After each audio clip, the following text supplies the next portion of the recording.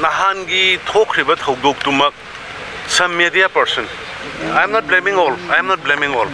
Punama punate ko. Media singi marak ta khara.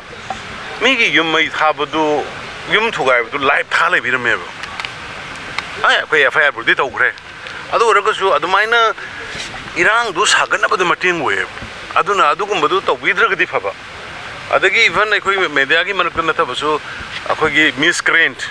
chumnagi agitation tawba kangbu diri yam phajana taweba agitation tawriba civil society karigidi yam phajana taweba akai atoi tawgieba marakta se lamsang rajen gi dagi phau hugieba phobot tare nipan pugieba MLA Kishan gi mayum dagi ngarang sana lopa logi bagi yauroi duneba sibu agitation laiba sigi maram sugum mayam sidagi neba koin internet thingai se don't blame only to the government kata blame do we know ba ai isa si sukra gra khoi leiba mayam se sum thokna ba masange mi gi du mai tha bu mi gi sabam ranjan gi mama gi kaino do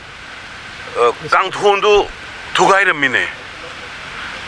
honorable minister Govindas ki mapa gi photo do mai tharam me lei gi da mapa photo do mai tharam me what is this I think ngana me han ma gi showroom do no mai capsule me sibu agitation lai ba aduna si mayam na su support obio mara laiba se akoi civil society praja mission nahan gi mi ha to the pen the rally sachaba dharna tawjaba adagi ngangjaba akoi kari mata akoi pen the blaite noi te blaite but adugi namada politically advantage loriba gang chingdudi akoi legal action khara tawroke mayam yaobirakanu ain gi oiba tawja sunu aduna huji oiraiba film sida kitang film je fara agadi athoba matam dai internet hangan bagi tawje mayam na bhap tabi gidab se thokriba thodok tu borobeka da leiriba ikoi gi relief camp da leijariba mioi sama tara manga lei misam police station na mioi kuntham oma leibani hairiba sigi relief camp sine aduga hojiki police station sine pura overrun tongnana ba ekta lotion lagi aidin lakpa tim gang terrorist kangbu ne ba cookie gi rocket launcher yauna rocket launcher kapta ni yum chai do adu dai da CRPF singuna ritale torumdraba CRPF singuna ritale torumaga terrorist militants do halamdraba moi tara tara ma thoido akhoi gi mission praja samam sani do shiramba ya ba pone adu we should appreciate central board government loriba central force loriba port mayam si so appreciate to them ni akhoi gi legi da angang nupi angang bo do maina tawbu so akhoi na just yang barbaric koi ba dung ba poto de koi hai kre hauju haure NIA na su case ma paikal ya do NIA na paikal na koi government to milite we are hunting them down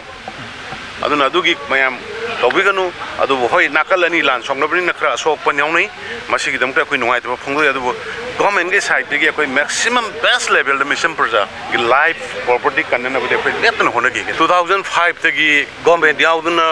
su tawrena mapan gi mayam am pusala torame 2008 ta moina mapan gi ni khangna hojiki kene gi PS Haukip he himself Myanmar born ni Myanmar masani hojiki only kaino dudan natna koi gi jerare gi thanglen pam guite da natna PS Haukip hai ba hojiki keno gi chairman ji majo brahma masani brahma da gi torokana Nagaland da bank gi thabak toromaga madagi bank gi thabak ko thadok Manipur laga lan hobo sabani they are not original indigenous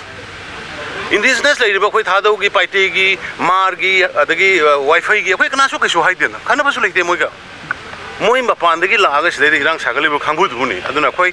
who is enemy who is friend is koi media friend sing adug Manipur praja phone man koi identify to rokan da koi action logo da bu aduna koi ji moi foreigner ni hai ba kambu dagi matak koi already koi central government su moi marakta inquiry to ko thigat palai makhata na so koi thigat halaga moi bu hamdana bai tare foreign soil gi midi Indian soil da wat to hondana koi hona gani thank you